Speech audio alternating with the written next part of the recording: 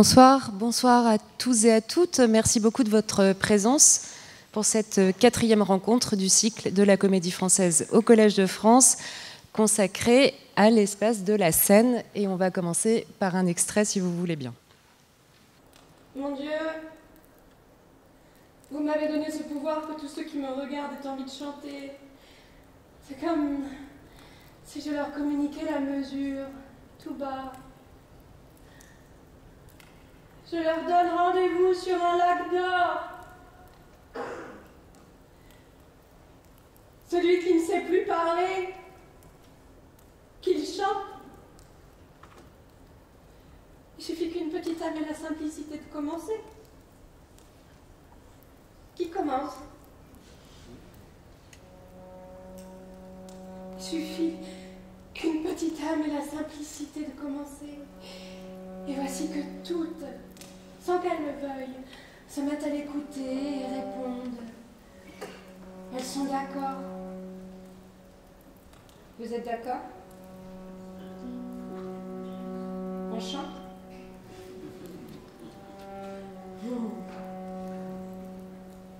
Je commence.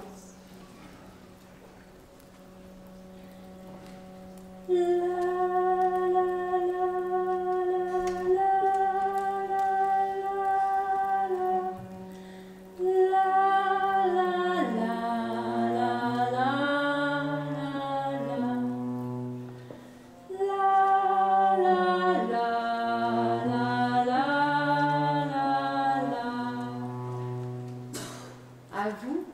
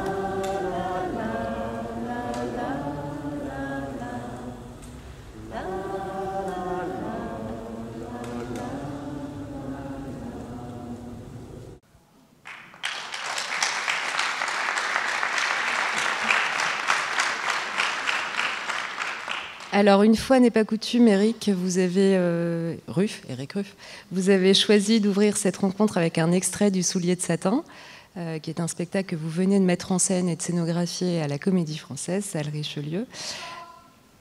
Plus fort, plus fort, car cette production porte en elle un joli paradoxe pour le décorateur que vous êtes, puisque vous avez choisi de ne pas faire de décor. Paradoxe, nous le verrons, sera l'un des maîtres mots de cet échange, car il porte en lui l'essence de votre pensée sur l'espace de la scène. Scène et salle, intérieur ou extérieur, rideau de scène et rideau de fer, autant de rapports qui se trouvent aussi bien dans le bâtiment théâtre que dans l'objet de la représentation qu'on y donne. Qu'est-ce donc que cette boîte noire, exiguë et rêche, dans laquelle, d'un côté ou de l'autre du rideau, se noue un pacte qu'on pourrait dire enfantin? On dirait qu'ici serait le monde. Et comment ce pacte d'illusions partagées produit-il des images plus vraies que nature? Pour répondre à ces questions, Éric Ruff, donc, le metteur en scène, le scénographe, mais aussi l'acteur, car dans la conception de l'espace de la scène, l'esthétique ne saurait se substituer aux pratiques. Un décor doit se jouer et il ne suffit pas qu'il soit beau pour remplir sa mission. Il définit l'espace et l'atmosphère, il induit aussi des déplacements, les points d'appui et détermine de ce fait ce que sera le geste de la mise en scène. À ce titre, donc, l'espace pensé par un metteur en scène, acteur scénographe, revêt des tactiques et des petits arrangements que le public ignore souvent, sinon en se disant que ça marche ou, à contrario, ça ne marche pas. Au départ, donc, était le texte, mais à partir de lui, comment fait-on objet commun, cohérent et praticable? Comment pense-t-on l'espace de la scène? Les images portent-elles une narration? Comment décor ou absence de décor, costumes et lumière jouent-ils de la convention? Quelles sont les grandes étapes qui mènent à lever le rideau sur un univers qui semble évident? Voilà quelques-unes des questions auxquelles nous allons tenter de répondre ce soir. Et pour commencer, une question de novice. Quelle différence faites-vous, Éric Ruff, entre décorateur et scénographe, et êtes-vous les deux? Alors je ne suis pas du tout historien scénographe. J'ai pas fait d'école de scénographie. Les écoles de scénographie existent depuis assez longtemps, mais pas tant que ça. Pendant très longtemps, les scénographes ont été ou bien des bricoleurs qui étaient intéressés ou des directeurs techniques qui étaient intéressés par la mise en scène, ou des metteurs en scène qui étaient un peu bricoleurs, ce qui était mon cas. Je crois savoir qu'on dit décorateur parce qu'on disait peintre décorateur. Pendant très longtemps, les maquettes de scénographie étaient dans des cartons à dessin parce que c'était des plans qui étaient toujours qui translataient comme ça sur le plateau, qui créaient des perspectives. Donc en fait, c'était des toiles et sur des châssis en bois, tout simplement. Donc ce qui faisait le décor était l'art des peintres décorateurs. Un peintre décorateur de théâtre est quelqu'un qui sait peindre une toile qui potentiellement n'est pas très belle lorsqu'on la regarde à 1 mètre ou lorsqu'on est acteur. Elle est grossière. Dès qu'on recule de 5, 6, 10 mètres, 30 mètres, elle devient absolument merveilleuse. C'est un art extrêmement précis. Donc je pense que le peintre décorateur, et puis ensuite le décorateur, vient de là, et le scénographe est peut-être un métier un petit peu plus moderne, à savoir que c'est la gestion de l'espace, du sens de l'espace sur un plateau, et c'est pourquoi d'ailleurs on peut avoir besoin d'un scénographe lorsque le plateau est absolument vide. Au début de ma carrière, moi j'avais une compagnie, et dans cette compagnie il y avait 11 comédiennes et 10 comédiens. On passait dans des salles qui n'étaient pas très grandes. Et donc ce nombre assez spectaculaire et assez rare de comédiennes et de comédiens créait une scénographie humaine toute simple, et que déjà une chaise était un encombrement. Donc mes premiers sentiments de scénographie se sont passés, étaient induites par la présence des acteurs sur le plateau. Voilà tout ce que je sais de la différence. Encore une fois, je ne suis pas sûr que ça soit une explication scientifique, mais c'est la mienne. Donc vous êtes les deux? Non, je ne suis pas les deux, parce que j'ai fait une école de dessin et je crois être pas un très très bon coloriste, mais je crois être assez... Je sais dessiner, je suis assez incapable de peindre. Et je sais ce que c'est qu'un peintre de théâtre, ou une peintre de théâtre. Il y en a aux ateliers de construction de la Comédie Française. C'est des gens qui sont des merveilles absolues, et j'ai tellement de respect pour eux que je ne pourrais pas prendre le don de leur métier. Dans la définition du travail sur l'espace de la scène, il y a un préalable dont on parlait tout à l'heure, qui est la convention établie entre le public et le plateau. C'était une donnée fondamentale pour le travail de scénographe et de metteur en scène. À quoi tient-elle, cette convention ? C'est peut-être là que j'ai un petit atout en tant que scénographe, c'est que je suis acteur, et que le sentiment de la convention, de ce qui marche, de ce qui ne marche pas, de ce sur quoi s'accordent les gens dans la salle, c'est toujours une chose qui m'intéresse, qui m'a toujours fasciné. Et si on ne s'appuie pas sur cet accord collectif, on peut faire des erreurs scénographiques. Je vous donne juste un exemple, pour le coup que je n'ai pas maîtrisé, mais le résultat a été positif. Vous voyez évidemment la scène du sac dans Scapin. J'ai fait le décor pour Denis Podalides du dernier Scapin qui a été fait à la Comédie Française. À chaque fois qu'on monte ce spectacle, il y a toujours un problème entre celui qui joue Géronte et celui qui joue Scapin. Ils sont copains au début des répétitions et généralement ça se passe pas bien du tout. Parce que Géronte dit toujours « tu me fais mal » quand tu tapes sur le sac, et Scapin répond « excuse-moi, mais moi je joue ». Donc cette différence-là, on s'était dit, et puis on avait un acteur d'un certain âge, jouant Géronte, ce qui est tout à fait normal, et on ne voulait pas que ça se produise. Donc on a dû inventer quelque chose, on a inventé un sac, et dans le sac, je me suis dit, il faut qu'il y ait un leurre. Donc les accessoiristes ont inventé un petit robot qui tournait dans un sens comme dans un autre, comme avec un bip pour ouvrir la porte de garage pratiquement. Et puis on avait à l'intérieur aussi un baffle qui permettait de lancer l'enregistrement de la voix du vrai Géronte qui était donc censé être dans le sac. Quand le sac tournait, on entendait et c'était la voix qui sortait du sac, évidemment. Et moi, évidemment, toute ma fierté de scénographe, c'était de réussir à faire croire au public que l'acteur était vraiment dans le sac. Sauf que le sac était suspendu à une grue et passait à un moment dans un trou dans le plateau, ce qu'on appelle une trappe. Et c'est là que le faux sac était ôté et que l'acteur revenait avec le vrai sac pour jouer les 3 interruptions de la scène où il est censé dialoguer. Et évidemment, je me suis dit, tout le monde va dire, alors c'est là qu'il y a le truc, comme un magicien qui passe derrière un paravent, tout le monde s'accorde pour dire, c'est derrière le paravent qu'il y a le truc. Et puis à la première, je me suis aperçu que les gens croyaient qu'il était vraiment dans le sac. Et ils le croyaient sur une convention que je n'avais absolument pas prévue, c'est que l'acteur, Didier Sandre, qui était dans les dessous, était maquillé de plus en plus, mais il était devant un miroir avec une maquilleuse tout à fait tranquille. Et puis, quand il ressortait, il était de plus en plus en sang, comme si la bastonnade lui avait fait de plus en plus mal. Et pour les gens, je me suis aperçu que le public pensait qu'il était dans le sac à cause du sang qui sortait de plus en plus. Ce qui évidemment est impossible, on ne se maquille pas dans un sac, on ne peut pas loger une maquilleuse dans un sac, mais finalement c'est ça qui marchait. Donc c'est l'intérêt de savoir pourquoi, j'ai coutume de dire que le théâtre est l'art de la crédulité, que les gens de 7 à 77 ans et plus jeunes et plus âgés que ça encore s'accordent à croire à quelque chose. On croit que c'est le roi qui rentre, on croit que... à la Comédie Française, il fut un temps, même Camille, dans On ne badine pas avec l'amour, jouait ce rôle à plus de 50 ans. Donc quand Perdiccand lui disait « Quel âge as-tu, Camille ?» Elle répondait « 28 ans ». On n'entendait pas la dizaine, voilà, ce qui la préservait un petit peu. Et cette convention-là, le fait de pouvoir s'accorder que cet acteur dont on sait qu'il n'a pas l'âge du rôle, eh bien, c'est le rôle quand même.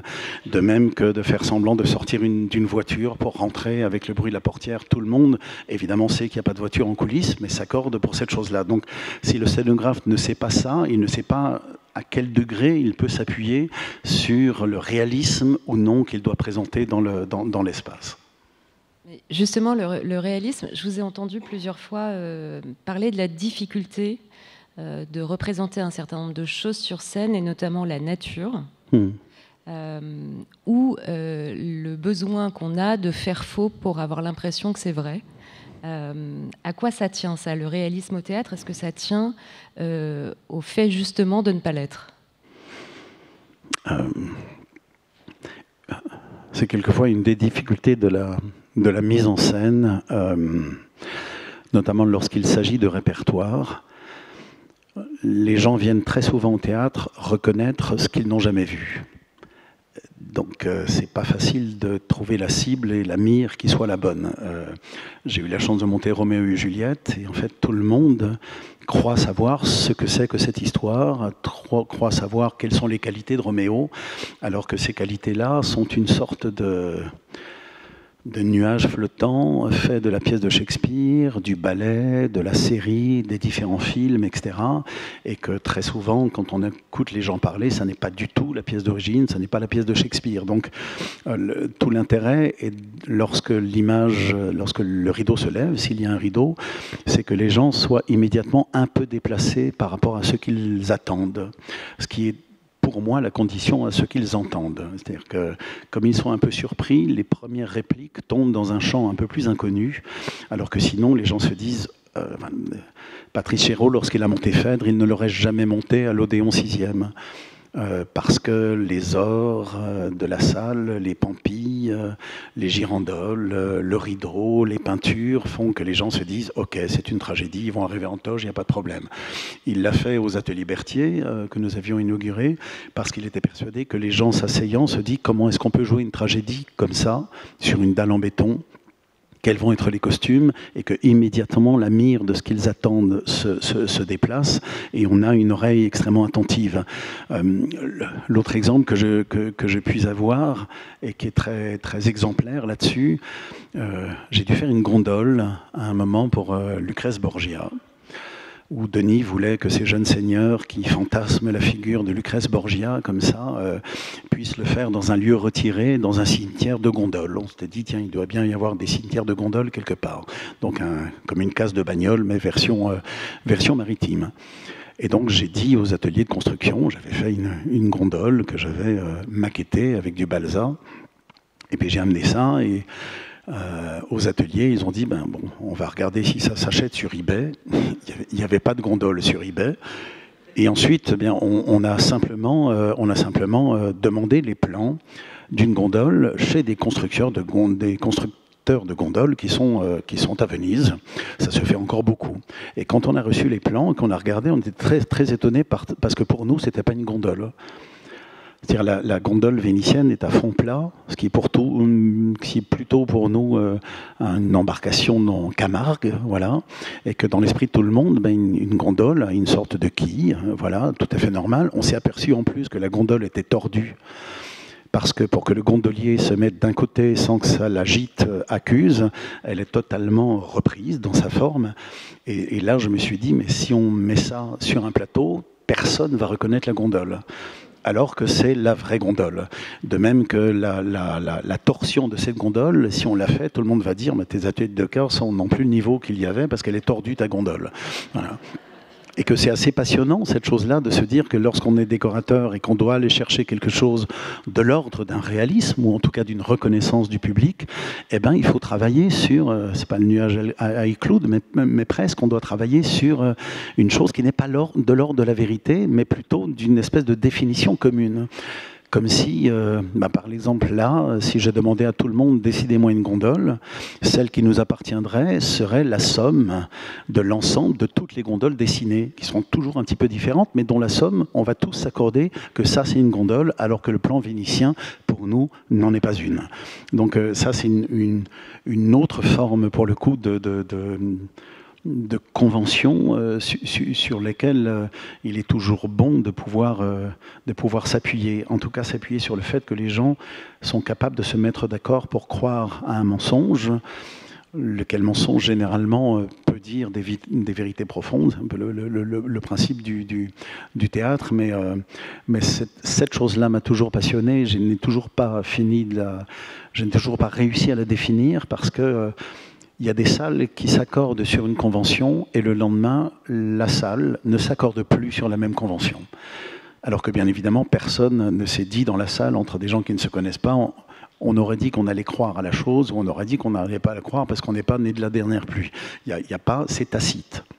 C'est tacite, alors peut-être que ça, c'est une chimie, peut-être que l'acteur rentrant dans l'espace crédite quelque chose de la manière dont il le fait, peut-être que la manière dont les lumières se posent, des fois un top qui se fait 2 secondes après peut décrédibiliser quelque chose, mais c'est fragile et c'est pour ça que c'est passionnant. Donc vous fabriquez de vraies images avec du faux, c'est le principe. Vous dites aussi souvent que l'image doit être porteuse de sens, qu'elle porte la narration du spectacle que vous faites et de l'histoire que vous racontez. En d'autres termes, il ne suffit pas de faire beau. Est-ce que vous pouvez nous expliquer ce paradoxe-là, qui est qu'a priori, on a toujours envie de créer des belles images, sinon on ferait un autre métier, et que pourtant, la beauté n'est pas le seul critère à la création de l'image? La beauté est une des émotions, mais évidemment que ça n'est pas la seule. On a nous, les êtres humains, on a un pif assez impressionnant sur ce qui est vrai et ce qui n'est pas vrai. Alors peut-être qu'on le perd de plus en plus avec nos algorithmes et l'époque que nous vivons, mais il n'en reste qu'on décide de reconnaître les choses ou non. Autre exemple, la végétation au théâtre est la chose la plus difficile à représenter. Finalement, une toile peinte, dénoncée comme une toile peinte, va raconter beaucoup mieux la forêt que si on essaye de mettre des vrais arbres. Mettre des vrais arbres, évidemment, on ne peut pas le faire. J'ai pour un décor d'opéra un jour fait des arbres. Et je suis tombé sur un problème assez intéressant aussi, c'est que c'était dans la banlieue de Rome, c'était un atelier italien. Et donc, pour faire les troncs, c'était très simple, ils ont été faire des empreintes en plâtre sur des vrais troncs. Donc ce qui était magnifique, c'est que la sculpture du tronc, elle était absolument vraie. Et pas du tout, vous demandez à un sculpteur de le faire, même s'il va faire attention à ne pas faire l'écorce de l'arbre d'une façon systématique, il n'empêche que le geste humain, on systématise les choses et qu'au bout d'un moment, on sait que c'est pas un vrai tronc. Là, le tronc, il était parfait. Sauf que je n'avais pas compris que les feuilles d'arbres, qui, je crois, il y a quelque temps, étaient encore faites en Europe, des fois en tissu. Il y avait un vrai art de faire ces feuilles. Maintenant, ça vient d'Asie, ça vient de Chine, généralement. Et que lorsqu'il y a un container de feuilles qui arrive de Chine, tous les opéras et toutes les maisons de théâtre d'Europe se précipitent dessus pour en avoir. Sauf que vous avez 2 tailles de feuilles. Et en fait, il n'y a aucun arbre qui n'a que 2 tailles de feuilles. Donc on est comme des animaux qui ne s'approchons pas de cet arbre-là en se disant « Oh, il y a quelqu'un derrière, je vais garder de la distance ». Et j'ai fait un pari qui était que j'ai mélangé des essences de feuilles. Des feuilles d'érable, des feuilles de chêne, des feuilles de cerisier, toutes les essences de fausses feuilles qu'il y avait, qui donc avaient des tailles différentes. J'ai fait un arbre avec toutes ces essences-là, donc ça n'existe pas. Quel que soit le croisement qu'on peut faire, ça n'existe pas. Et pourtant, avec toutes ces formes de feuilles, ça ressemblait beaucoup plus à un arbre que les 2 tailles de feuilles que j'avais. Donc voilà, c'est toutes ces choses-là qui sont toujours magnifiques à anticiper, sachant que de temps en temps, on a beau anticiper ce que j'appelle l'autorité du plateau, le fait que tout d'un coup ça marche, la lumière est tellement importante là-dessus. Donc il y a le beau, et puis... il y a des choses qui sont pas belles, mais qui portent le sens d'une manière tellement extraordinaire. Autre convention aussi, une maquette est faite généralement à proportion, évidemment, 25e, 33e, etc. C'est fait en carton-plume, ce qui est un matériau extrêmement léger sur lequel on peut piquer des épingles. Et la plupart du temps, c'est du carton-plume noir, parce que les salles, en général, sont noires et les cages de scène sont noires. Et je fais toujours attention à une chose, c'est que je fais toujours le cadre du théâtre, qui généralement, le cadre de la Comédie Française, par exemple, vous avez 2 Atlantes, il est extrêmement décoré. Si vous allez à la MC 93, si vous allez aux Amandiers, ou si vous allez aussi à l'Odéon, c'est pas du tout la même chose. Et de temps en temps, un décor, lorsque vous le regardez dans la maquette et qu'il est entouré de noir, de cette chose un peu uniforme, et que vous faites, je sais pas, un couloir de métro, d'une façon extrêmement réaliste, pour que presque ça sente le métro, avec, vous pouvez demander des peintres décorateurs de faire les coulures de ciment absolu, de faire exactement les affiches qui sont déchirées, remettre, etc.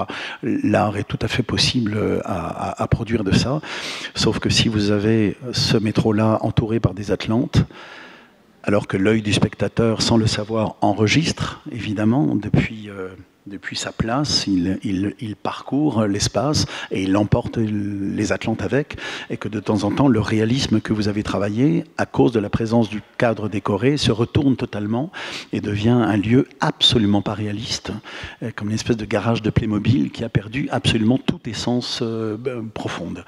Donc c'est toujours se dire que l'œuvre de théâtre n'est pas une œuvre intrinsèque, le décor de théâtre n'est pas une chose qui s'invente en soi comme un geste artistique.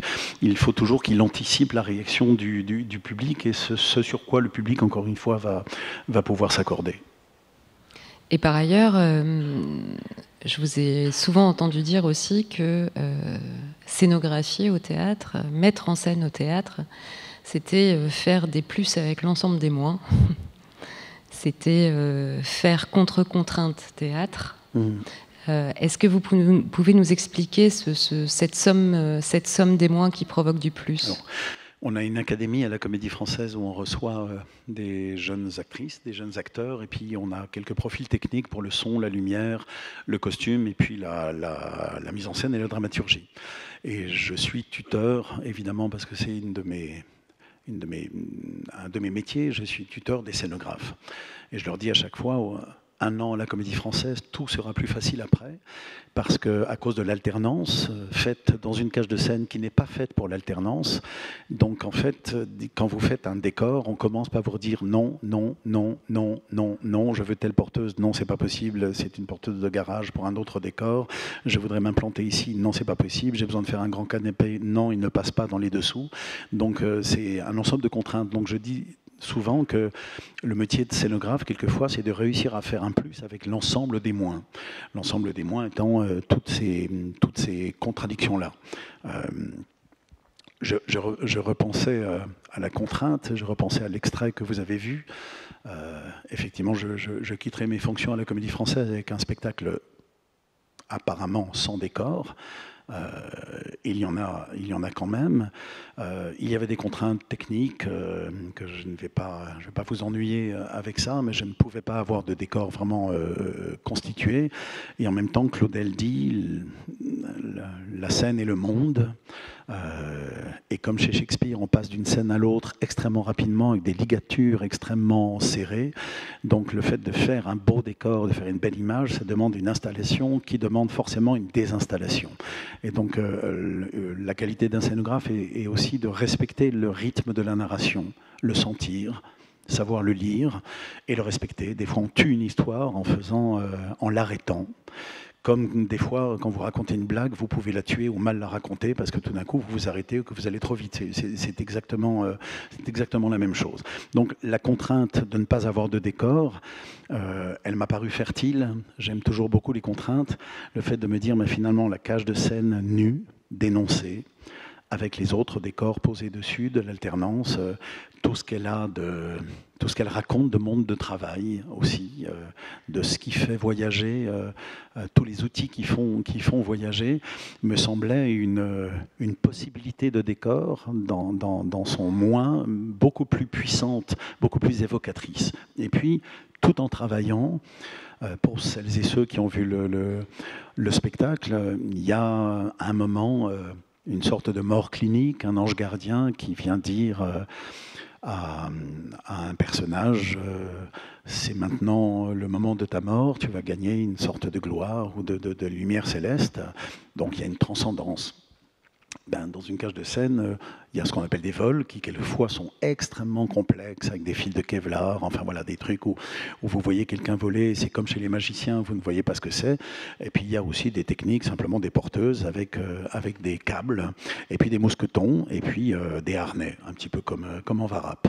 Et je me suis dit, je peux peut-être le montrer tout simplement, à savoir que quand on pense à une mort clinique, on pense toujours qu'elle est droite, on pense toujours que le ciel chrétien est là-haut, donc il suffit que l'actrice monte et descende. Et je trouvais ça un peu maigre, et en même temps, ce simple mouvement que tout le monde comprend, sur lequel tout le monde s'accorde que la transcendance c'est comme ça, c'est pas comme ça, c'est pas comme ça. C'est quelqu'un qui monte, voilà. Et quand tout d'un coup on dit non, tu n'es pas encore mort, tu vas réintégrer ton corps, c'est quelqu'un qui redescend, exactement comme on descend quelque part, mince, j'ai oublié mes clopes, j'ai obligé de remonter. Vraiment, cette chose-là aussi logique que ça. Et je me suis aperçu que ce texte qui est très complexe de la part de Claudel, très beau, que Marina Hans dit magnifiquement, est totalement éclairé par cette simple mécanique.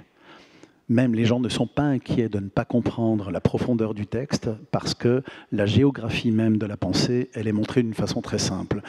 Autre moment, avec cet ange gardien, elle est censée voir son corps comme un dédoublement. Comme on dit d'une mort clinique, les gens racontent que j'ai gagné le plafond et je me suis vu sur le lit d'hôpital. Et elle est censée le commenter avec l'ange gardien. L'ange lui dit, regarde si tu peux encore t'y accommoder. Je lui dis, comment je fais ça? Bon, il y a de la vidéo, il y a des paper ghosts, enfin on peut faire pas mal de choses, mais en convoquant beaucoup de techniques. Et avec Marina, en répétition, on s'est juste dit, mais si tu choisissais un spectateur et que tu allais le voir et que tu le touches en disant, est-ce que c'est mon corps? Est-ce que je suis dedans ou dehors ce corps? Et regarder cette femme-là du public en lui disant, pauvre prouesse, comme je te plains.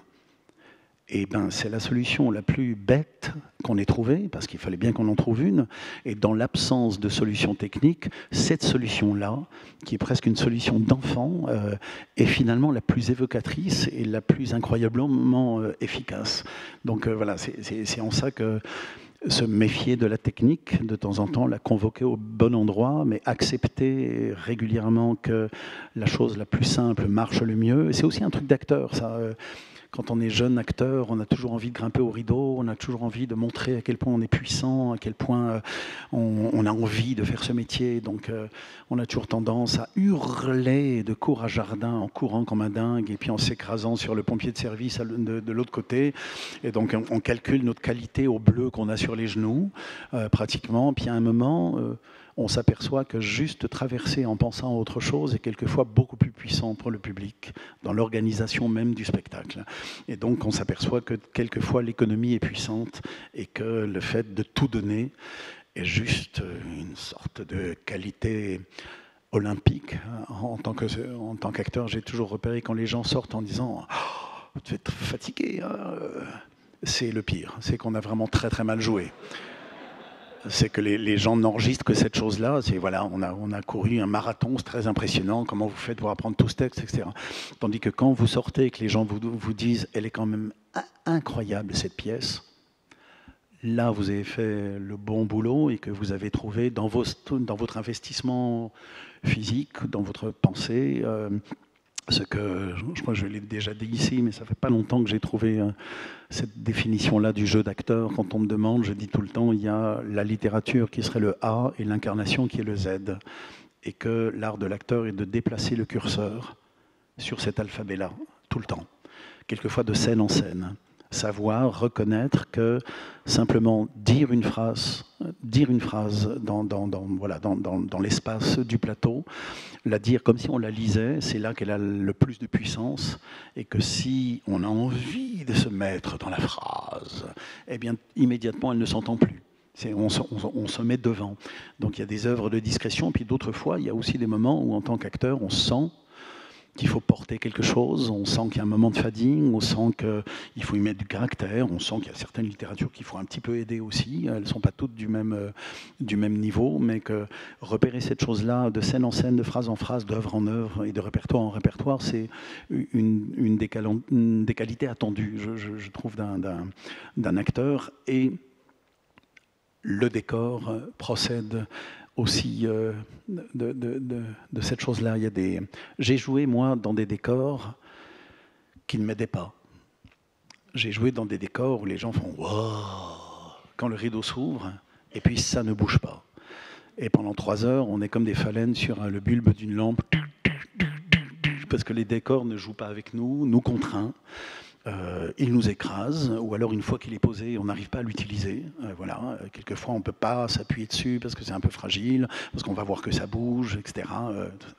La convention, le merveille de la convention, ce qui est faux, ce qui est vrai. Dans Roméo et Juliette, il y avait des grandes tours. Elles étaient tellement hautes que si on avait dû le faire en contreplaqué, en CP, ça aurait été beaucoup trop lourd. Donc les techniciens m'ont dit, Eric, on va pouvoir mettre du CP jusqu'à 2 mètres, mais ensuite c'est plus que du bâton et on va tendre la toile dessus le plus possible. Mais je te préviens, si tu bouges et que tout d'un coup la tour s'arrête d'un coup, ça va faceiller. Parce qu'au cours des représentations, la toile se détend, voilà, c'est normal. Et j'ai dit, mais j'aime tellement cette idée-là. Parce que c'est Shakespeare. Justement, Shakespeare, on y croit, le personnage joue et tout d'un coup, immédiatement, il sort de son personnage, puis il en fait le commentaire avec le public. C'est toujours du vrai et du faux. Donc tout d'un coup, je me disais, tiens, ce défaut de construction, parce qu'en soi, on ne faisait pas ce que je demandais, on me disait, il va falloir que tu acceptes quelque chose, c'est intuitif chez le spectateur.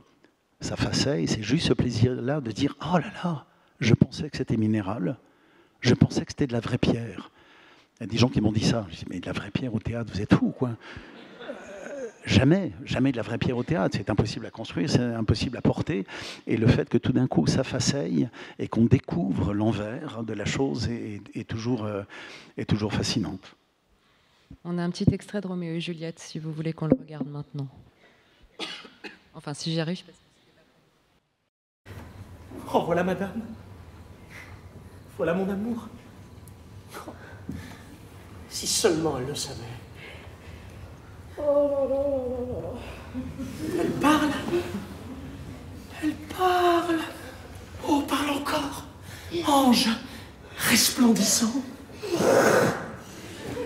Oh. Roméo.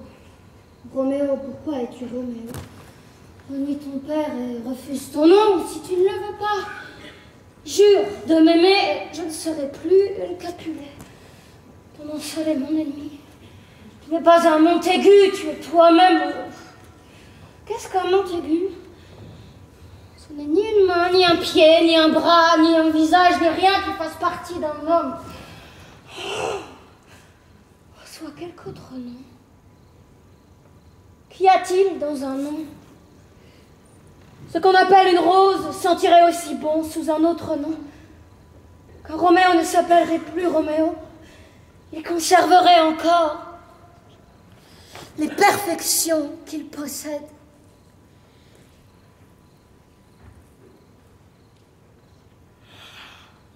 Roméo, Roméo, renonce à ton nom. Et à la place de ce nom qui n'était rien, prends-moi tout. Oh, je te prends au mot. Appelle-moi seulement Amour, et je suis rebaptisé. Plus jamais je ne serai Roméo. Qui es-tu, toi? Toi qui dans la nuit viens trébucher sur mon secret. Par un nom, je ne saurais te dire qui je suis. Mon nom, chère sainte, m'est odieux à moi-même, parce qu'il est pour toi un ennemi. Si je l'avais écrit, je le déchirerais.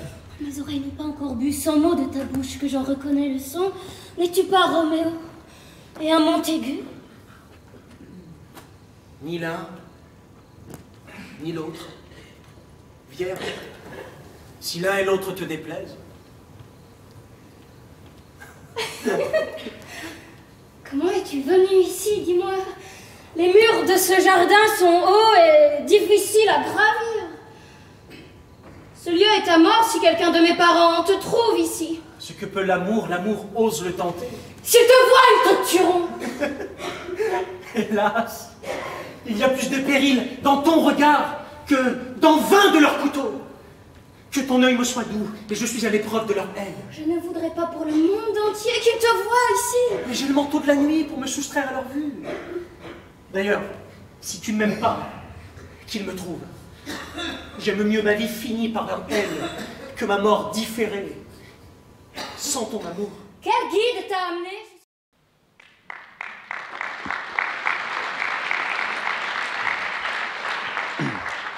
Elle est intéressante cette scène parce que vous avez fait le choix d'une représentation de la fameuse scène du balcon qui contrevient assez à l'imaginaire collectif de cette scène. Oui, mais alors la scène du balcon, justement, elle n'est pas dans Shakespeare, elle est chez Rostand.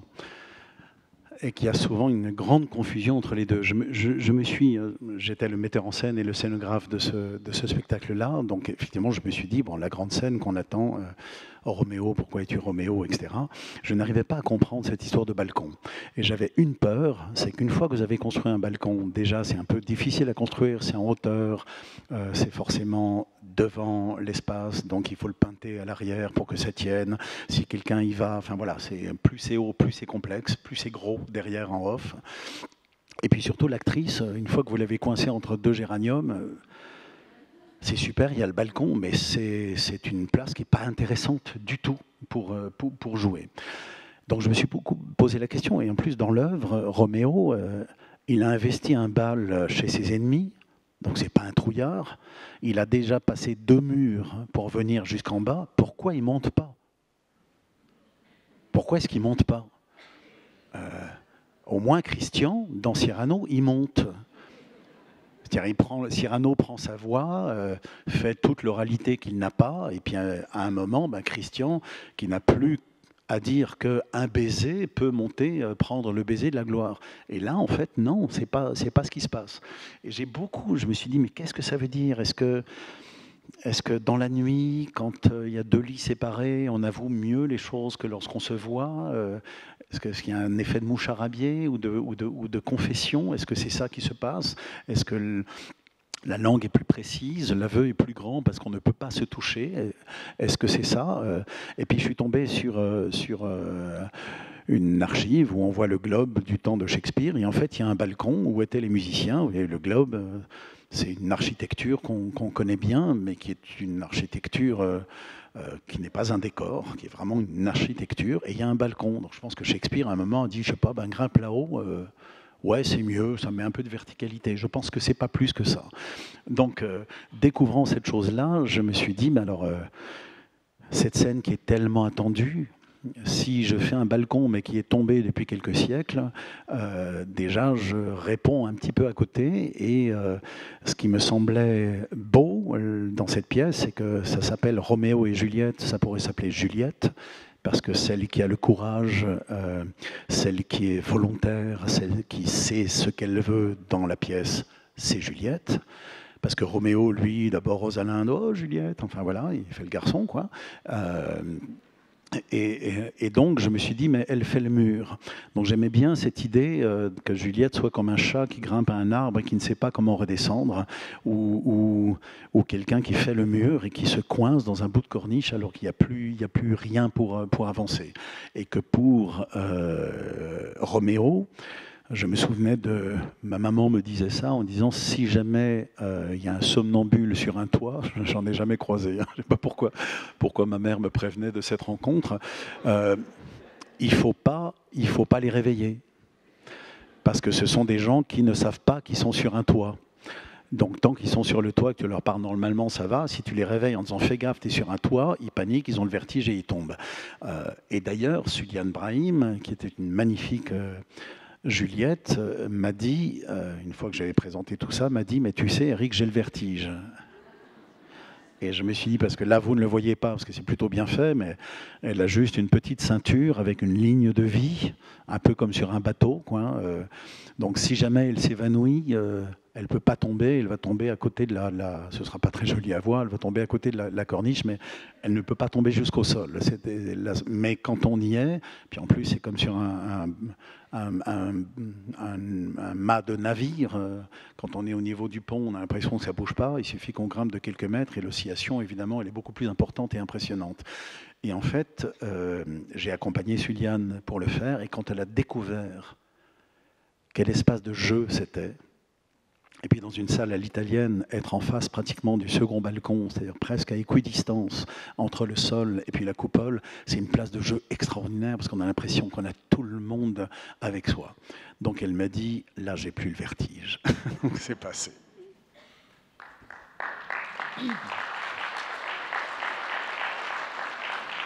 J'aimerais qu'on évoque une manière de scénographie que vous n'utilisez pas seul, mais qui est la scénographie matière. La scénographie matière qu'on a vue plusieurs fois à la Comédie Française. On a notamment eu une Nuit des Rois de Shakespeare, où la matière centrale était le sable, qui était mise en scène par Thomas Ostermeyer. Du faux sable, oui. Le faux sable, oui, par ailleurs. Ou encore Electro-Rest, où là, on avait un énorme tapis de boue chauffé sur le plateau. Si on devait essayer de trouver une matière pour vous, ce serait sans doute la fumée, qu'on retrouve quand même assez régulièrement dans vos spectacles. Ce sont des matières qui sont des matières meubles, qui sont difficilement domptables. Pourquoi les utiliser ? Qu'est-ce qu'elles apportent à un travail de scène ? Je pense qu'on a toujours même si la vérité, on essaie de la reconstituer, on a toujours le fantasme que si on la mettait sur un plateau, ce serait magnifique. Et en même temps, c'est une concurrence déloyale. C'est comme ce qu'on dit, hein, jouer avec un animal, c'est très dangereux, et jouer avec un enfant, c'est très dangereux aussi.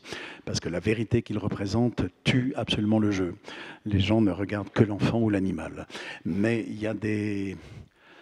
Anatoly Vassiliev, lui, a la passion des oiseaux, pas parce qu'il aime ces animaux-là, mais parce qu'un oiseau, un pigeon sur un plateau, voire même un pigeon dans une cage qui est dans les cintres, son roucoulement, la plume qui va tomber, le bruit que fait les ailes sur la cage, c'est une vie qui n'est pas ordonnée et qui désordonne la représentation, donc qui apporte de la vérité à la présentation. Et je pense que lorsque Ivo van Hove, par exemple, voulait de la boue dans Électre et Oreste, tout simplement parce qu'il disait c'est juste l'histoire d'une femme qui est mise dans des conditions où on ne peut pas vivre, donc d'une certaine manière dans la merde, dans un sangat, dans de la boue, et que lorsque vous condamnez des gens à vivre dans ces conditions-là, eh bien, on voit arriver des violences qui sont inévitables. Voilà. Donc il voulait cette chose-là, il voulait qu'il y ait une sorte de boîte comme ça, immaculée, qui représenterait un palais, et que tout autour, ça soit de la boue. Et je lui ai dit, il vaut de la boue sur un plateau de théâtre à l'italienne, en fait, c'est que des trappes. Donc déjà, puis j'ai une pente de 4%, donc la boue va tomber sur les genoux des gens qui payent le plus cher. Je ne sais pas. Économiquement, je ne suis pas sûr que ce soit une bonne idée, cette chose-là. Et puis, comment on va faire? Et c'était très important pour lui. C'est là où c'est merveilleux d'avoir des techniciens de théâtre et ceux qui les construisent, parce qu'ils sont capables d'inventer des choses dingues. Et plus, c'est que du prototype. Donc, c'est aussi des gens qui adorent leur métier parce qu'ils ne font jamais deux fois la même chose. Et là, ils ont juste réussi à trouver une toile dans laquelle ils ont mis de la mousse pour qu'on puisse un peu s'enfoncer dessus. Et puis à certains endroits du plateau, ils ont fait comme un décaissement, c'est-à-dire qu'ils ont ouvert des trappes, ils ont fait des bacs où là, ils mettaient de la boue, mais d'une manière extrêmement resserrée. Ce qui fait qu'on voyait les acteurs marcher sur le plateau et tout d'un coup, leurs pieds s'enfonçaient, comme quand vous marchez au bord d'un étang dans de la vase, où tout d'un coup, vous avez du mal à récupérer votre basket parce que votre pied est tombé là où il ne faut pas. Voilà, et qu'on a réussi à faire ça dans l'alternance. Et là, cette matière-là, elle donne un sentiment. À tel point d'ailleurs que ça a été, c'est fou l'imaginaire des matières, ça a été compliqué ce spectacle pour une chose, et que je n'avais pas anticipé, c'est que la boue, pour les gens, c'est très vite de la merde. Donc, rester assis dans la boue, c'est pas bien. Attendre dans la boue, c'est pas bien. Ne pas être considéré dans la boue, c'est pas bien. Alors que vous faites le même spectacle avec du sable, et tout d'un coup, c'est les vacances. Alors que c'est exactement la même chose. Et de même que j'avais un mal fou à organiser au niveau des équipes qui se chargeait de la boue, et par extension de la merde. Est-ce que c'est une spécialité? Qui fait ça? Est-ce que c'est les accessoiristes? Est-ce que c'est les machinistes? Est-ce que c'est les tapissiers? Qui se charge de cette chose-là? Ça a été extrêmement dur et pourtant le spectacle était magnifique parce que le sentiment induit qu'on ne peut pas énoncer, je pense que personne en sortant de la salle dirait « Ah oui, je comprends ce que ça veut dire, etc. » C'est un sentiment diffus mais qui est extrêmement important. Un peu comme voilà, la toile qui flotte chez Shakespeare. Là, le principe même du spectacle, le pitch, comme on avait fait Ivo van Hove, était simplement m'attirer au plateau, aussi simplement que ça. Vous travaillez aussi bien au théâtre qu'à l'opéra. Je me demandais s'il y avait une différence de conception dans le décor, dans les scénographies, entre les deux formes artistiques. Est-ce que vous concevez les décors autrement ? Et est-ce que vous travaillez différemment avec les chanteurs et chanteuses et avec les acteurs et les actrices? Il y a plus de monde à l'opéra.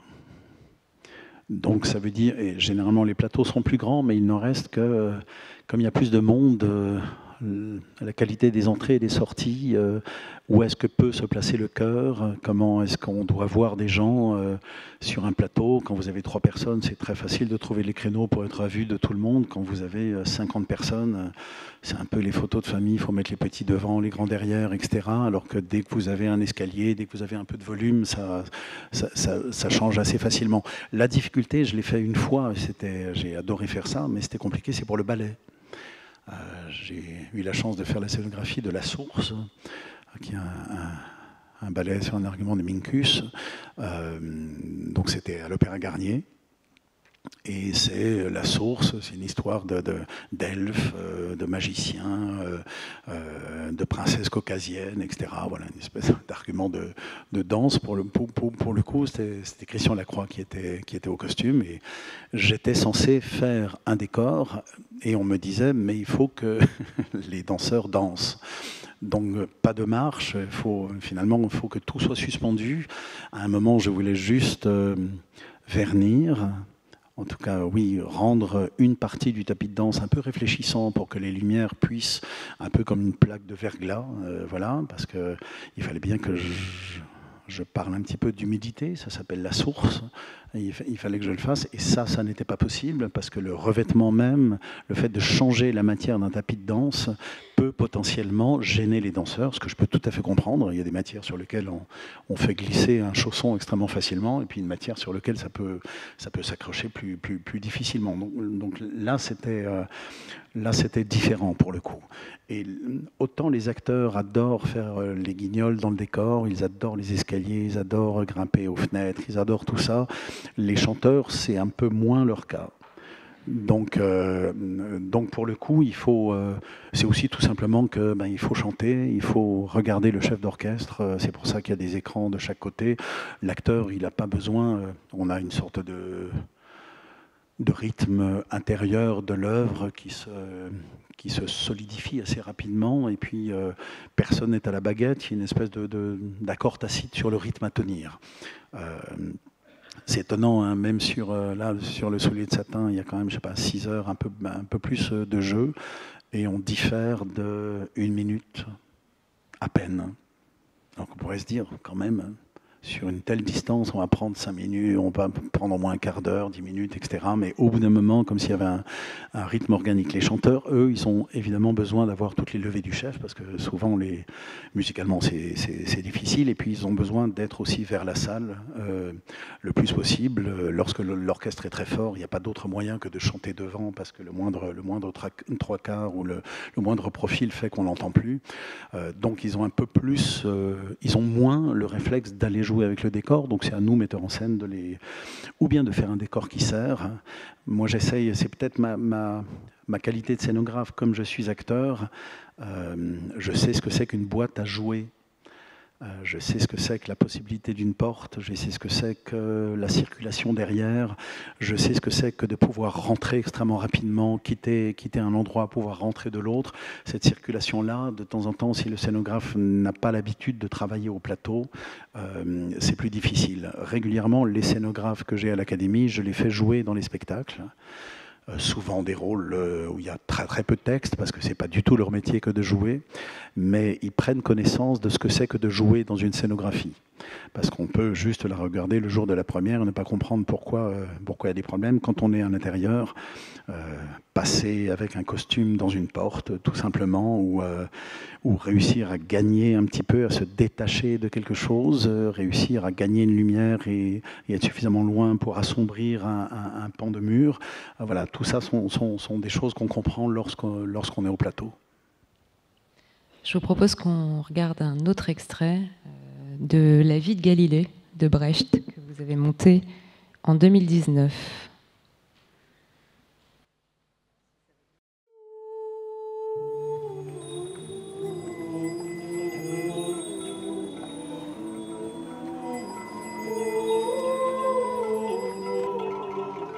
Oh, Sainte Vierge, il y a tout qui se rapproche. Le bord du croissant est tout à fait irrégulier. Ce sont des montagnes. Sur une étoile. De gigantesques montagnes. Cela contredit 2000 ans d'astronomie. Exactement. Oh, messieurs les représentants du gouvernement ducal, Triolet, Vanille, On voit trop bien avec cette chose. Je vais devoir dire à mesdames que le bain sur la terrasse, ça n'est plus possible. Ils avaient raison. Qui? Les Coperniciens? Et l'autre aussi. Ils avaient raison. Hurle pas dans tous les sens. Comment fou. Et où est Dieu? Ne regardez pas en bas. J'ai horreur du vide. Ce que je t'ai dit hier, l'as-tu compris? Quoi, l'histoire de Copernic avec la rotation? Oui. Non. Ah. Mais pourquoi voulez-vous que je comprenne? C'est très difficile. Mais justement, je veux que toi aussi tu le comprennes. La perpétuation de la science me semble requérir une vaillance particulière. Va pas à Florence, Galilée.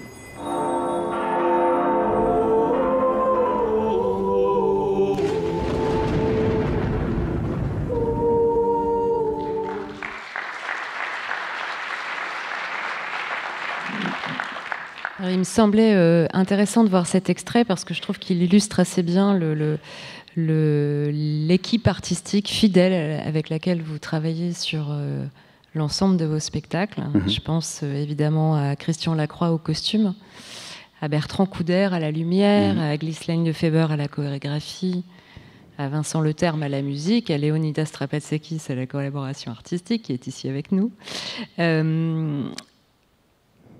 J'aimerais savoir ce qu'il se passe concrètement quand vous choisissez une œuvre. Qu'est-ce qui se passe et comment vous travaillez en commun? Quel est le processus de travail en commun avec ce groupe constitué maintenant depuis d'assez nombreuses années? Alors, lorsque je fais moi-même la scénographie d'un spectacle que je mets en scène, tout procède de la lecture que j'en ai et j'essaie de résoudre des problèmes. Là, par exemple, sur la vie de Galilée, qui se passe sur plusieurs années, c'est un homme qui vit à Padoue, qui est une sorte de mathématicien, qui vivote de ses études et qui a très très envie d'être connu, enfin, en gros d'aller bosser au ministère, quoi, et d'être connu et de finir au Collège de France, d'une certaine manière, voilà, d'aller un petit peu haut comme ça. Et en fait, il est à Padoue, et puis ensuite il est à Rome, à un autre moment il est à Venise, et c'est que la description il est que dans des palais. Et donc j'ai essayé de regarder quelle était la différence à l'époque entre un palais vénitien et un palais romain. C'est à chaque fois à peu près la même chose. Et le sentiment que j'avais, je me disais, ce qu'il y a d'assez beau dans cette pièce chez Galilée, c'est qu'il est croyant. Donc c'est pas un révolutionnaire de loin, c'est comme un Jonas dans la baleine. C'est-à-dire c'est quelqu'un qui est croyant, qui a une vraie foi, sans doute une foi paysanne, mais dont l'art scientifique découvre une chose que personne n'avait vue et qu'il a besoin de faire partager. Donc c'est comme s'il était dans le cheval de Troie. Donc je me dis, comment est-ce que je peux faire montrer un homme tout petit qui se bat contre les statues de l'île de Pâques, alors que lui-même est un Ilien de l'île de Pâques. Et je me disais que avoir ces grandes toiles de maître, on sait que ces toiles-là, elles étaient exposées. Hein. La plupart de ces peintres à l'époque gagnent leur vie en peignant des crucifixions, la Vierge déposée, enfin voilà, les figures un peu obligées de l'Église catholique. Donc j'ai demandé aux peintres décorateurs de la Comédie Française s'ils voulaient bien faire ça. Et ils m'ont dit, mais avec une telle joie. Ce qu'il faut savoir, c'est qu'un peintre décorateur est celui qui ne signe pas. C'est un art absolument humble, mais il faut avoir une qualité dingue. C'est-à-dire qu'ils sont censés, lorsque vous leur donnez une maquette ou la reproduction d'un tableau, ils sont capables de retrouver le sens de la brosse pour faire exactement. C'est des faussaires extraordinaires et qui ne se permettent jamais de rajouter quelque chose ou de signer quelque chose. Leur art est justement de reproduire en grand ce que vous leur avez confié en petit. Donc ils étaient ravis de faire ça et je me suis dit, pareil, sur les toiles qui flottent, c'est pas de l'impression numérique. C'est facile à faire de l'impression numérique, ça peut être assez cher, mais l'impression numérique, déjà, ça se voit. Entre une toile qui est peinte et une toile qui est imprimée, ça n'est pas la même chose. Et puis surtout, la toile peinte, quand vous la rétro-éclairez, il y a un autre dessin qui vient. Il y a un dessin aléatoire qui vient et je voulais absolument montrer que ces immenses toiles catholiques pouvait s'inverser très vite ou être dénoncé, être fragile, comme une foi. On connaît tous des gens, des fois on n'a pas la foi, et tout d'un coup, par un effet de fragilité, on l'a, ou de temps en temps on a la foi, et par un effet de fragilité, on ne l'a plus. Et il m'amusait que ces toiles, justement, puissent se rétro-éclairer et que tout d'un coup, le fake, le off prennent place. Donc, une fois que j'ai trouvé cette idée-là, qui est bonne ou mauvaise, mais au moins, ça unifie quelque chose de l'ordre de la narration, où, en fait, Galilée ne court pas géographiquement après quelque chose, il se court après lui-même, et qu'il passe d'un palais à l'autre en ne sortant jamais comme un palais des glaces, en ne sortant jamais de la certitude des autres et de la révolution qu'il est en train de faire à l'intérieur. Une fois que j'ai fait ça, je passe la maquette. Le scénographe est toujours celui qui doit rendre son travail avant les autres, parce que il faut faire la maquette part au bureau d'études, et ensuite il y a tout un travail très intéressant de construction avec l'ensemble des artisans dans les ateliers jusqu'à faire le vrai décor. Et le costumier, ça met un peu moins de temps à faire un costume qu'un décor, donc le costumier travaille toujours après. J'ai fait nombre de spectacles avec Christian Lacroix, et à chaque fois je lui donne le fond, je lui donne la maquette, parce qu'il sait que ces costumes vont résonner sur ce fond-là.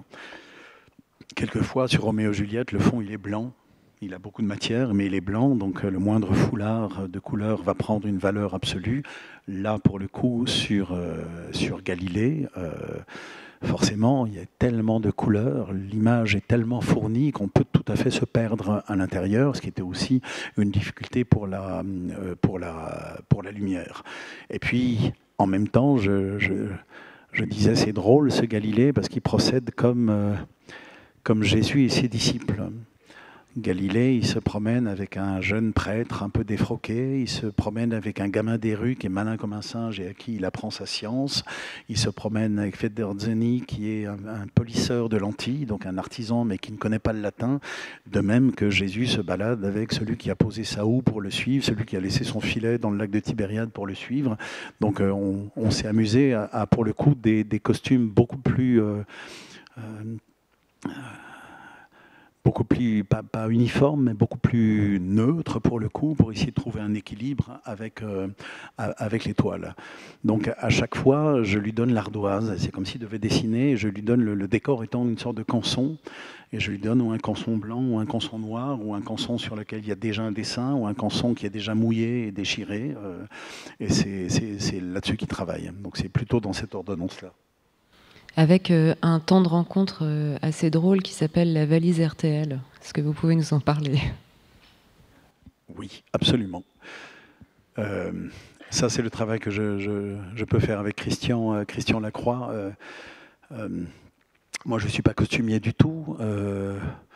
En même temps, j'ai forcément à la lecture des visions. En tout cas, je sais si je pense que le spectacle doit avoir une sorte d'historicité ou non, ou au contraire, s'il faut le contrarier en le mettant un petit peu hors temps. Donc, je lui donne cette définition-là. Puis, généralement, je lui envoie un descriptif des personnages.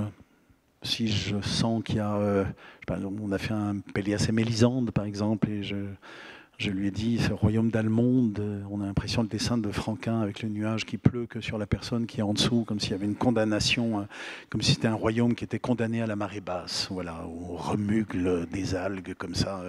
Tout était humide, comme lorsque vous partez en croisière, que vous n'avez plus rien de sec à vous mettre et que tout est mouillé d'eau salée. L'impression qu'ils sont coincés là-dessus, et en même temps, c'est un royaume. Donc on a beaucoup travaillé sur l'histoire de grands manteaux, de vareuses, de ce qu'on met quand on a froid, et qu'en même temps, je lui demandais d'entuler ses costumes de vieil or, comme d'or passé, comme quand on fait des cuivres et qu'on ne les a pas fait depuis longtemps, pour que tout d'un coup, la présence de Mélisande réveille tous ces ors-là. Alors, quand je raconte des histoires comme ça à Christian, il est tout content immédiatement, et il m'envoie la valise RTL, c'est-à-dire qu'il a une banque de données informatiques et puis aussi physique, il a une immense bibliothèque, et il va chercher tout ce qu'il a dans son souvenir, qui est de l'ordre du dessin, de la peinture, de la mode et évidemment de la photographie, et il m'envoie tout, ce que j'appelle ça la valise RTL, tellement elle est immense, il m'envoie tout ce qui lui fait penser à ça. Et ensuite, on a des allers-retours, je sélectionne dedans ce qui intuitivement me semble rentrer dans le spectacle, même si j'en ai pas une définition précise. Et puis je lui renvoie cette sélection-là, et à partir de cette sélection, il commence à construire des maquettes, et puis je précise, moi, mes demandes aussi, en disant finalement, je n'aurais pas besoin de ces costumes-là, ou si, il faut absolument que le costume de la reine, une fois qu'elle est passée dans la forêt, il faut qu'il soit altéré, donc est-ce que c'est 2 costumes, ou est-ce que c'est un seul que tu arrives à vieillir? Enfin voilà, on rentre dans des choses un peu plus techniques, comme ça, jusqu'à la maquette finale, et jusqu'au fait que... Christian ne définit jamais un costume sans voir l'acteur ou l'actrice en essayage. Parce qu'il sent immédiatement, avec l'habitude qu'il a, et il sent la joie, la fierté de l'acteur ou la gêne de l'acteur, où il sent immédiatement aussi l'acteur qui s'est fait tout un paysage du costume qu'il allait avoir et qu'il ne reconnaît pas du tout quand il le met. Et c'est souvent très douloureux quand on est acteur, parce qu'on a l'impression de représenter quelque chose. Bon, généralement, c'est des sentiments intérieurs qui ne sont pas du tout partagés par les autres, mais on a un paysage intérieur du personnage. Et quand tout d'un coup, on est totalement bousculé de cette image-là, ça peut être très douloureux. Alors, Christian Lacroix a cet art absolument magnifique de le sentir, de faire évoluer les choses pour que l'acteur s'empare du costume. Un costume juste mis sur un acteur pour qu'il existe sans l'acteur, ça ne marche jamais. Il y a toujours une chose à faire entre les deux pour que l'acteur se serve ou de la rigidité ou du formel du costume, parce qu'il a un rôle à jouer de cet ordre-là, ou alors qu'il puisse le patiner et le bouger. Il y a une chose qu'on a très peu évoquée, mais qui est fondamentale dans la scénographie, dans la création d'un spectacle, c'est la lumière. La lumière, Bertrand Couder, avec qui vous travaillez depuis des années, qui a été un des collaborateurs de Patrice Chéreau, entre autres, évidemment. Pardon. Et à quel moment, en fait, vous commencez à travailler avec Bertrand Couder? Est-ce que c'est une fois que vos maquettes, celles de Christian Lacroix, sont faites, que vous commencez à échanger avec lui? Est-ce que c'est au plateau? Comment ça se passe? Ma réponse peut être désespérante pour des jeunes gens qui veulent faire ce métier, parce qu'il y a presque quelque chose de l'ordre du couple qui se crée et sur lequel on devient fidèle. Pourquoi? Parce que moins vous avez à parler avec vos collaborateurs et plus c'est simple. Voilà. Des fois, la définition d'un spectacle ou d'un sens fait qu'une fois qu'on l'a énoncé, on l'a un peu cramé, et que le fait de tourner autour est plus intéressant. Le sens, il est fait de dit et de non-dit, comme la lumière est faite de lumière, évidemment, mais elle n'existe pas sans l'obscurité. Donc toutes ces notions-là, au bout d'un moment, vous vous apercevez que vous travaillez avec des gens qui n'ont pas besoin que vous leur disiez comment éclairer la chose, sauf à certains moments, et que vous avez presque l'impression que c'est vous qui faites la lumière, tellement le travail qui est fait à vos côtés vous paraît absolument cohérent, simple. Donc c'est dur pour quelqu'un qui veut faire ce métier, de se dire mais comment je rentre dans ce couple-là? Qu'est-ce que je dois prouver? Alors que justement le couple est fait d'une chose qui n'a plus à se prouver du tout et qui n'a plus à se valider tellement elle s'épouse. J'ai déjà eu des éclairagistes avec qui je ne m'entendais pas, mais c'est pas du tout une question de nature. C'est une question de... J'ai déjà fait un décor, je voulais des lits clos bretons, parce que c'était une histoire d'enfant effrayé, et que je me souvenais dans une maison de location en Bretagne, vous savez, ces armoires sculptées là, avec des petits personnages, etc., que je trouvais très jolis dans la journée, m'inquiétaient dès que la nuit tombait, d'une manière très très forte. Donc je voulais repartir là-dessus, et donc j'ai parlé avec lui en disant mais ce serait beau que ça soit une lumière juste de chandelle qui fasse varier un petit peu le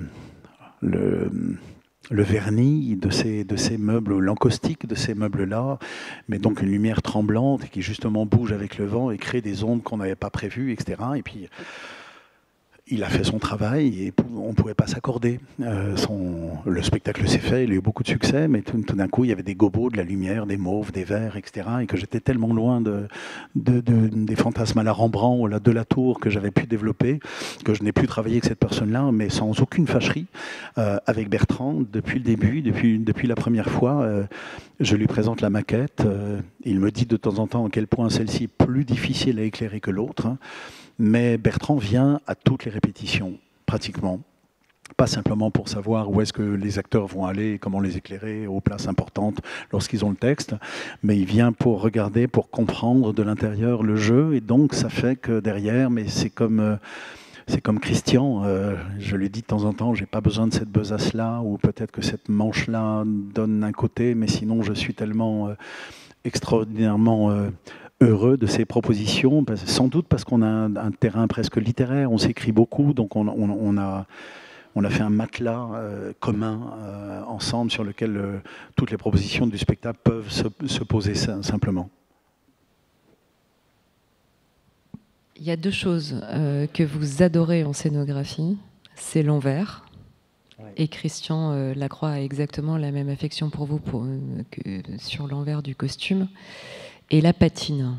Et alors ça peut paraître assez fou de se dire qu'à la distance qui sépare le spectateur de la scène, le spectateur de l'acteur, etc., la patine et l'envers puissent avoir une telle importance. L'envers, moi, alors c'est aussi tout simplement une question de point de vue d'homme de plateau. J'ai vu plus de spectacles de la scène que de spectacles du public, parce que j'ai beaucoup plus joué que je ne suis allé au théâtre. Et le point de vue qu'on a sur les côtés d'un décor, ce point de vue échappant, transversal, qu'on n'a pas prévu, généralement, il est beaucoup plus beau que ce qu'on a prévu. Et que de temps en temps, j'aime à montrer que l'envers du décor, là où justement il y a de la technique, c'est peint en noir, il y a des guindes, il y a des numéros sur les châssis, il y a des choses un peu comme les compagnons du Moyen-Âge, on retrouve ça sur les pierres de bâtis des cathédrales, où les gens marquent qui l'a fait, de quelle congrégation ils font partie, etc. Il y a exactement la même chose sur les décors de théâtre. Et donc ça crée un mystère, et puis je trouve souvent que cette poésie-là, la poésie technique, la poésie du off, comme une cage de scène, est toujours magnifiquement belle. Je ne sais pas si vous vous rendez compte de ça. La différence entre la salle et la scène, il y a des salles, quand c'est un peu des black box, il n'y a pas une grande différence entre les deux. Mais dans un théâtre à l'italienne, c'est fascinant. C'est fascinant à quel point vous quittez un endroit feutré, rond, onctueux, confortable. Et en 10 cm, qui est le rideau de fer, vous êtes dans un sous-marin. Tout est griffé, tout est heurtant, c'est du métal, les choses sont tombées, on a l'impression qu'un ours fou a griffé tous les murs, parce qu'à force de charioter du décor, tout est...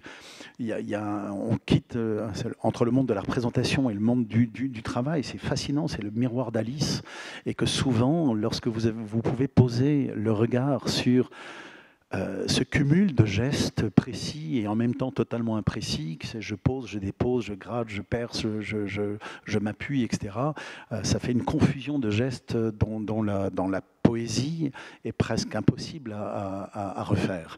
Et toujours pour cette question de convention, j'aime toujours faire des décors qui se retournent, parce que on aime beaucoup ça en tant que spectateur, savoir comment c'est fait. Puis on aime beaucoup ça, se dire je me suis fait avoir, et c'est un plaisir enfantin, et j'ai le plaisir de savoir qu'on me montre comment je me suis fait avoir, et on me montre que ce que je pensais être une épaisseur de mur de 70 cm, en fait fait 5 cm, et que c'est l'art des sculpteurs et l'art des peintres, le trompe-l'œil, qui marche encore incroyablement au théâtre. Un jour, j'ai fait un décor avec des azuleros, je le prononce très mal, donc ces faïences qui sont à l'extérieur au Portugal. C'était un Don Quichotte que je devais monter, et donc il y avait sur un mur d'immenses faïences comme ça, dont certaines étaient tombées et qui représentaient un cheval et un âne. Et les peintres décorateurs m'ont dit ok, très bien, et puis je leur ai dit il faut évidemment qu'il y ait le joint entre les deux, et le joint entre les deux, en fait, ils le font avec un trait de blanc et un trait de noir. Et on se dit, ok, bon, une fois que c'est fait, on va voir de quoi c'est fait. Et je regardais tous les acteurs monter sur le plateau et toucher en faisant, oh, voilà. C'est-à-dire même quelqu'un à 1 mètre, était obligé de poser le doigt pour sentir avec la pulpe du doigt s'il y avait un volume ou pas, tellement il y avait l'air d'en avoir un. Vous savez, ce qu'on appelle les porteuses au théâtre, qui sont dans le sens de l'avant-scène. Ces porteuses-là, il y en a, je sais pas, 56 à la Comédie Française. Ça sert évidemment à faire descendre des décors, ça sert à les garer aussi, donc ça sert tout le temps. Et il y a à peu près 18 cm entre chaque poignée, entre chaque porteuse. Et évidemment qu'un volume de décor, l'épaisseur d'un décor qui serait trop important, va s'accrocher avec tous les autres et ça peut être catastrophique. Donc on a droit généralement entre 10 et 12 cm pour un décor. Et dans ces centimètres-là, il y a forcément la structure du décor. Il y a le châssis qui soit en aluminium ou en bois, ça c'est vraiment comme une toile avec le châssis en bois sur lequel elle est tendue. Et puis ensuite, il y a la matière même, qu'elle soit du bois, de la toile ou autre chose. Et puis ensuite, il y a la décoration de ça. C'est-à-dire que si vous voulez un rebord de fenêtre, pour que la lumière s'accroche sur le rebord de fenêtre, il faut que ça puisse sortir au moins de quelques centimètres. Et très vite, on est excédent là-dessus. Donc l'art des peintres de théâtre est absolument fou là-dedans, à quel point ils sont capables de tripler un volume. Et ensuite, sur la patine, j'ai souvent observé ça, mais c'est presque une question philosophique ou de regard posé sur le monde. Il y a pas mal de... Il y a des décorateurs ou des metteurs en scène qui veulent absolument que votre œil aille là où ils veulent qu'il aille. Dans une direction qui quelquefois est utile, mais un peu dictatoriale. Voilà, donc de temps en temps, le panneau de couleurs que vous avez à regarder est juste un aplat en plastique tendu, comme un cyclo. Et bon, une fois que vous avez vu que c'est vert pâle, il n'y a rien d'autre à regarder. Moi, en tant que spectateur, j'adore batifoler dans une image. J'ai jamais l'impression que je vais perdre quelque chose du sens si je ne regarde pas le dialogue entre la reine et le roi. Je peux tout à fait l'écouter en allant chercher les accroches, comment la lumière tombe sur un crochet, comment ça révèle le grain d'une fausse pierre, évidemment, pas d'une vraie. Et que j'ai moi toujours l'habitude d'essayer d'offrir ça au public. Et puis aux peintres décorateurs, encore une fois, parce que faire de la patine, c'est un art absolument certain aussi. Et j'ai toujours l'impression que ça donne de la matière au récit. Et que je n'aime pas les choses, la toile cirée où on glisse jusqu'à tomber dans la bonde déviée qui est prévue de sens. J'appelle ça l'autorité du plateau. Moi, je suis toujours persuadé que je dois organiser les choses, mais que la vraie chose que les gens vont voir, c'est ce que je n'ai pas organisé. Et que c'est pour moi presque une définition du théâtre, c'est-à-dire que en tant que metteur en scène, je suis complété par les acteurs. La proposition des acteurs, dont ils ne savent pas que c'est une proposition, parce qu'elle est en train de s'improviser entre eux, est souvent beaucoup plus puissante que ce que j'ai prévu. Donc, ou bien je m'échine en disant je veux que ce soit ce que j'ai prévu, ou bien je fais semblant de l'avoir inventé, si je suis malin. Mais le fait de reconnaître cette chose-là est toujours un grand plaisir et une grande aide au théâtre. Il y a un bouquin d'un auteur qui s'appelle Jean-Pierre Abraham, qui a écrit quelques petits livres sertis magnifiquement, mais qui ne gagnait pas sa vie de sa plume, mais qui était gardien de phare. Il a fait le phare et balise, et puis il a écrit un roman qui s'appelle Armen. En fait, son métier était de consigner la météorologie générale, et puis il ne pouvait pas s'empêcher de consigner la sienne même dans la même page. Et c'est assez, le grand et le petit est assez magnifique là-dessus. Et il donne une définition qui me fait penser au théâtre, et qui me fait penser aussi au décor. Les lampes Fresnel, vous voyez, ces lampes biseautées qui réfléchissent encore plus la lumière et qui font que la lumière va des milles et des milles du phare. Évidemment, à nettoyer, c'est pas simple. Voilà. Le carreau de nos cuisines, c'est tellement simple par rapport à ça. Et c'est le travail du gardien de phare. Donc il passe des heures au chiffon doux, au chiffon un peu plus rugueux pour tout faire. Et à chaque fois qu'il allume la lampe, il s'aperçoit qu'il y a des endroits qu'il n'a pas visités, malgré son labeur et son opiniâtreté. Mais exactement comme quand on fait les vitres, nous. Il y a toujours des traces de doigts, on se dit mais c'est pas possible, j'y suis passé là. Voilà. Et c'est un terme technique que je trouve magnifique, ça s'appelle des dimanches. Donc l'angle poussiéreux, la trace de doigt, ça s'appelle un dimanche. Ça s'appelle le jour où finalement on n'a rien à faire, où on n'a rien prévu, on peut peut-être un peu se laisser vivre. Et que moi j'adore les spectacles où il y a des dimanches. J'adore les spectacles où, en tant que spectateur, je peux aller me balader dans des interstices, dans des choses qui peut-être ne sont pas prévues. Peut-être qu'elles sont tellement malignement prévues que j'ai l'impression que ça n'est pas prévu, c'est une chose aussi, mais que mon œil puisse serpenter. Donc, comme j'ai ce plaisir-là en tant que spectateur, j'essaye de le rendre en tant que décorateur, en n'étant pas précis sur les choses, mais pour que l'œil puisse se balader, et puis que surtout une lumière puisse s'accrocher, une lumière latérale sur un mur, ça peut être absolument navrant, comme ça peut découvrir tout d'un coup un monde rugueux qui tout d'un coup va donner de la force à la phrase ou au monologue qui est dit. Ces rapports-là sont toujours magnifiques à trouver, et la matière est quand même un outil absolument formidable. Je vous propose qu'on regarde un dernier extrait, qui est un extrait important de votre carrière, puisque c'est le tout premier décor que vous avez vu fabriqué par les ateliers de la Comédie Française, et le tout premier décor qui a été fabriqué par des professionnels, Cyrano de Bergerac, dans la mise en scène de Denis Podalides. Fruits en nougat, flan, pan, roin, sol, bœuf en daube. Sur les cuivres déjà glisse l'argent de l'aube. Étouffe en toi le dieu qui chante Ragueneau. L'heure du luth viendra, c'est l'heure du fourneau.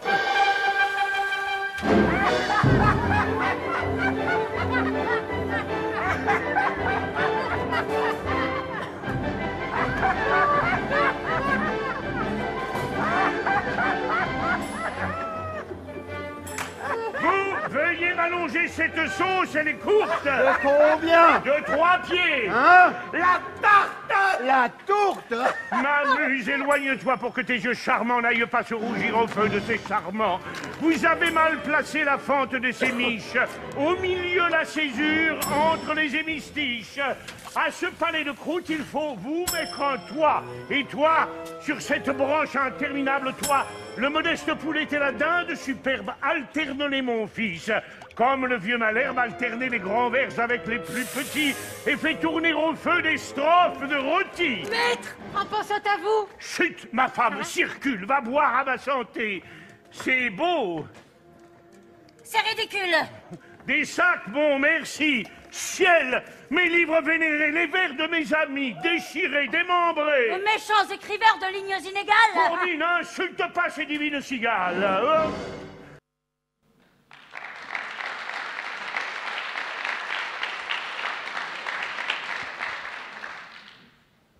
Alors, ça fait quoi de travailler pour la première fois avec des ateliers comme ceux de la Comédie Française, qui ont quand même cette particularité, au-delà de l'immense qualité que les gens de la Comédie Française connaissent bien, et j'espère les spectateurs aussi, de savoir préserver des techniques anciennes, d'être capable d'y revenir, et en même temps d'être capable d'une immense innovation? C'était le début, Cyrano, pour moi. J'avais fait des non-décors en compagnie, où lorsqu'il fallait fabriquer un truc, comme j'étais le plus bricoleur, je le faisais, mais sans jamais rien signer. C'était pas pour moi un décor. Et c'est Denis, que je connaissais bien depuis quelques années, Denis Podalides, à qui on a dit, tu vas monter...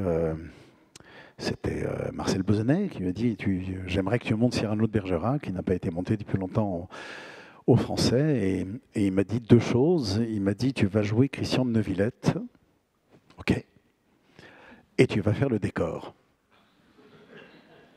C'était très intelligent parce que comme Christian de Neuvillette a très très peu de texte, j'avais le temps de me consacrer au décor plutôt qu'à l'apprentissage du texte. Mais il est vrai que je suis passé dans une autre dimension. C'est la première fois de ma vie, grâce à Dominique Schmitt, qui à l'époque qui a été directrice technique de la Comédie Française il y a quelques années, qui était à l'époque directrice des accessoires. Elle a bien voulu m'aider, elle m'a donné toute la part technique là-dessus, et j'ai pu rêver avec Denis et avoir quand même, c'est un plaisir tellement fou quand on est décorateur que de bricoler une petite boîte qui est une maison de poupées ou un ranch de Playmobil, et puis il y a un moment où vous allez aux ateliers et c'est en grand, et quelquefois d'ailleurs on prend des photos techniques de la maquette.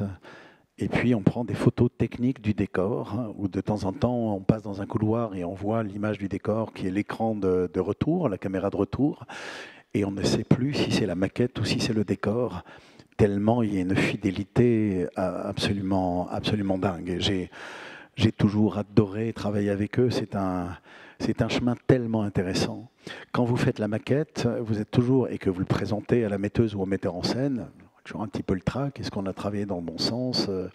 Quelquefois les gens vous ont dit beaucoup de choses, quelquefois les gens vous ont rien dit. Des fois on vous dit ben, fais ce que tu veux, ce qui est le pire. Voilà.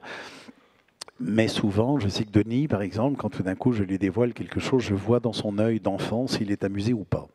Et ça valide pour moi le fait que oui, c'est l'espace qu'il considérait.